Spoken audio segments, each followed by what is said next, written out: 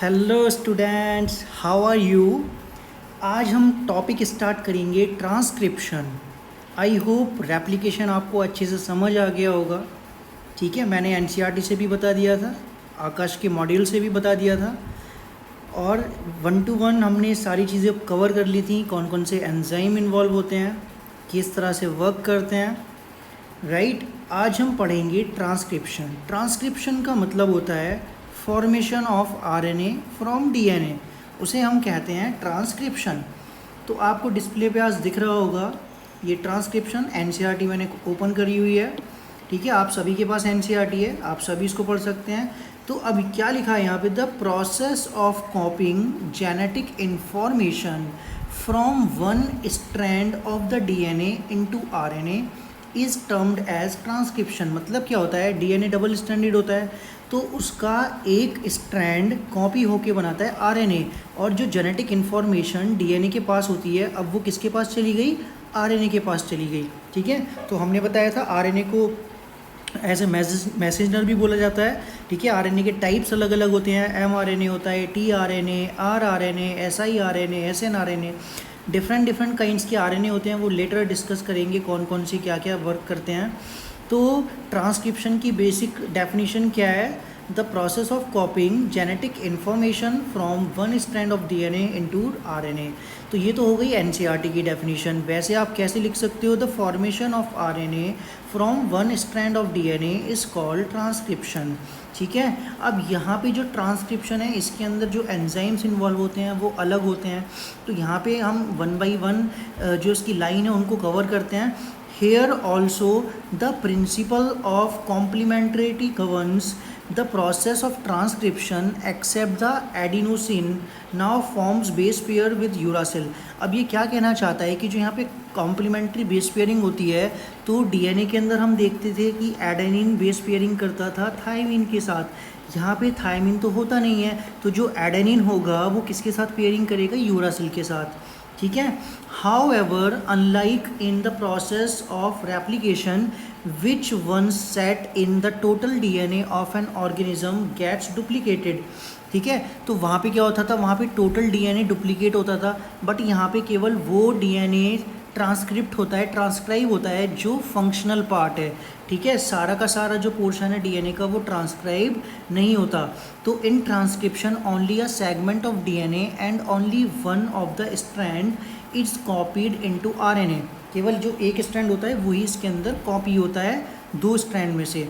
ठीक है, तो this necessitates defining the boundaries that would demarcate the region and the strand of DNA that would be transcribe.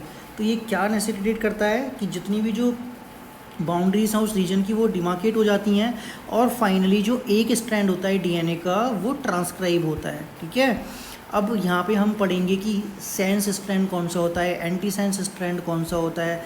तो इस तरह से हम यहाँ पे डिस्कस करने वाले हैं।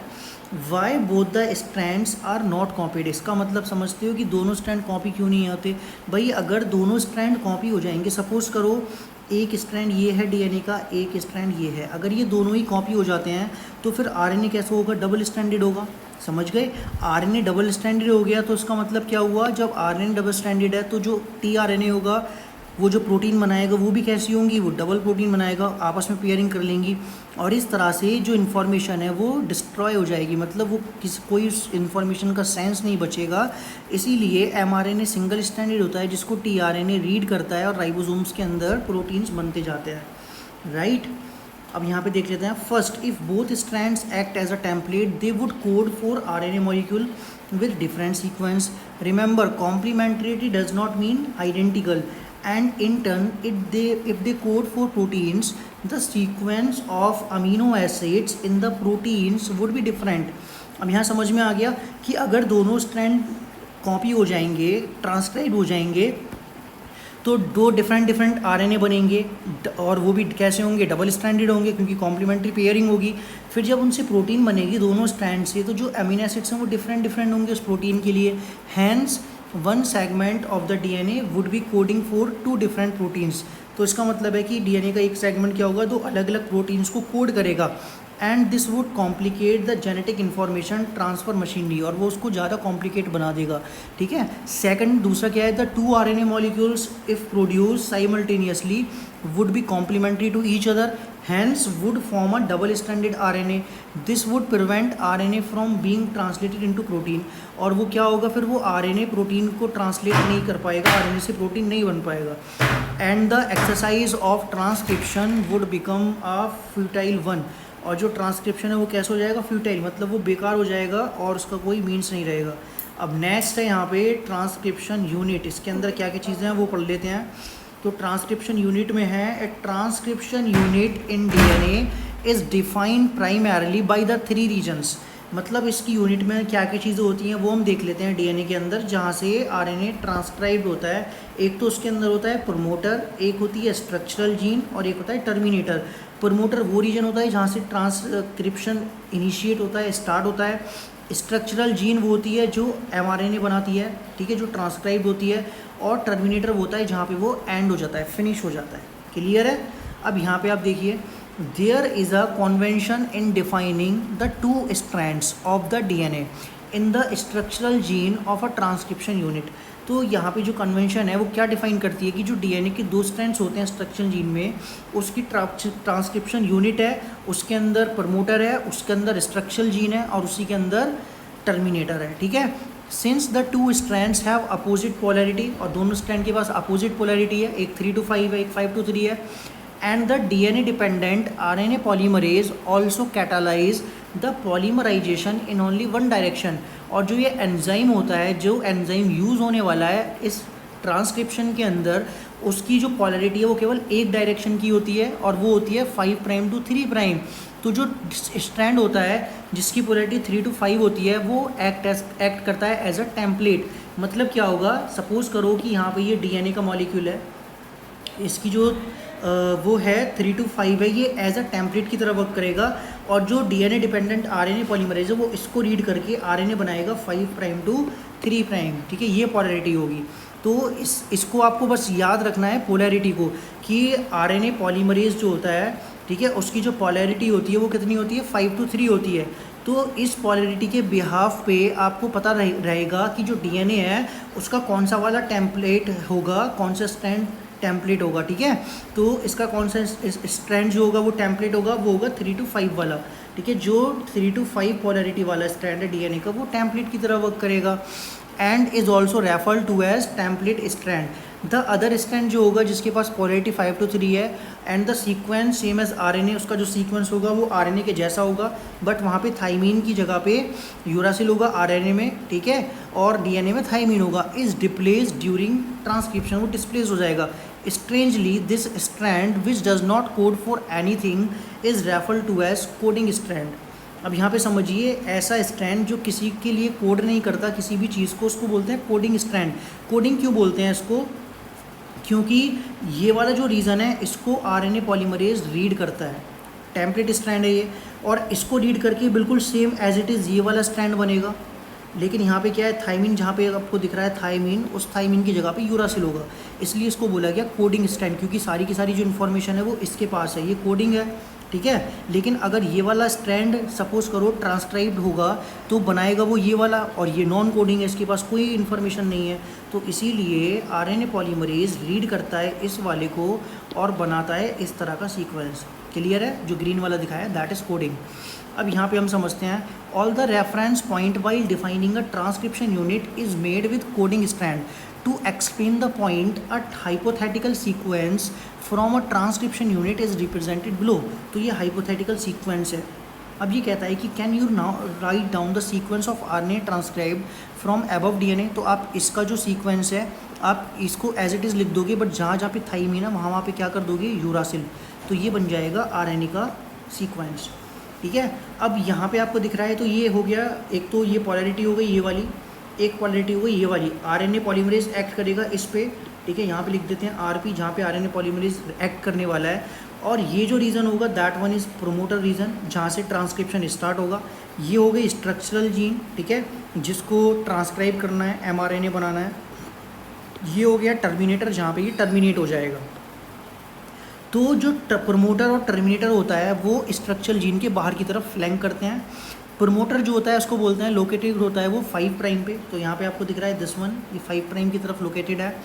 अप स्ट्रीम पे ऑफ द स्ट्रक्चरल जीन जो reference is made with respect to the polarity of coding strand, तो ये जो रेफरेंस है वो कोडिंग स्ट्रैंड की पोलरिटी के बिहाफ पे बोला गया है कि जो प्रमोटर सिचुएटेड होता है वो 5 प्राइम की तरफ सिचुएटेड होता है। ठीक है, ये वाली स्ट्रीम होती है अप स्ट्रीम, इसको बोलते हैं अप स्ट्रीम, और ये होती है डाउन स्ट्रीम। ठीक है, इसको बोलते हैं down stream. It is a DNA sequence that provides binding site for RNA polymerase, and it is the presence of a promoter in a transcription unit that also defines the template and coding strands.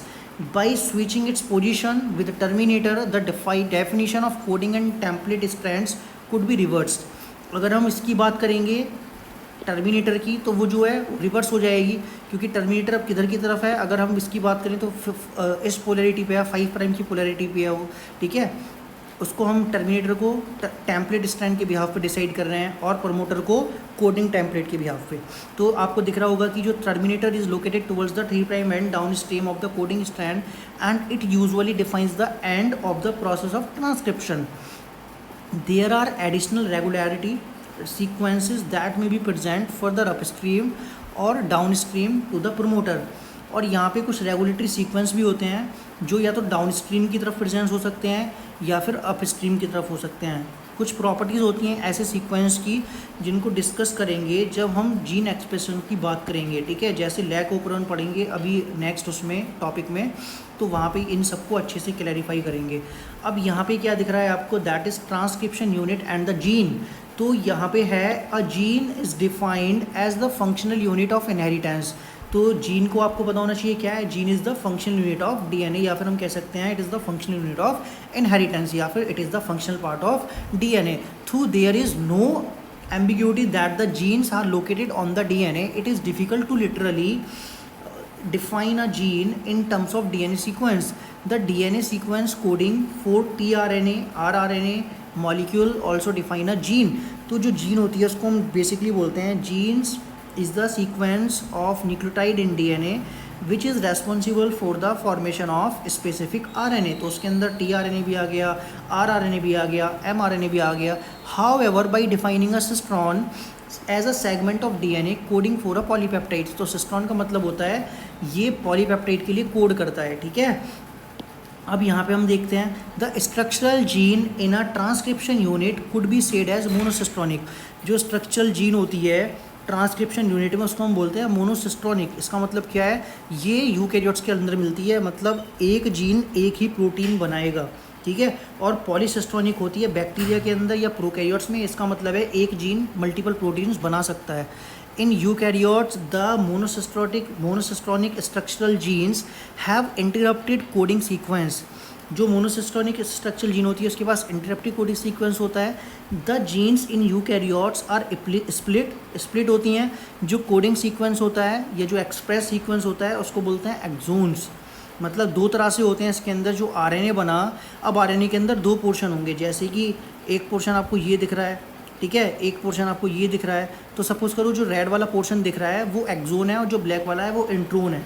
ठीक है, तो axon वाला portion कौन सा हो गया, जो coding sequence को एक्सप्रेस करेगा, यानी कि जिससे प्रोटीन बनेगी। ठीक है, और जो इंट्रॉन्स होंगे उनको हटा दिया जाएगा, उनका कोई रोल नहीं है। Exons are said to be two sequence that appear in mature or processed RNA.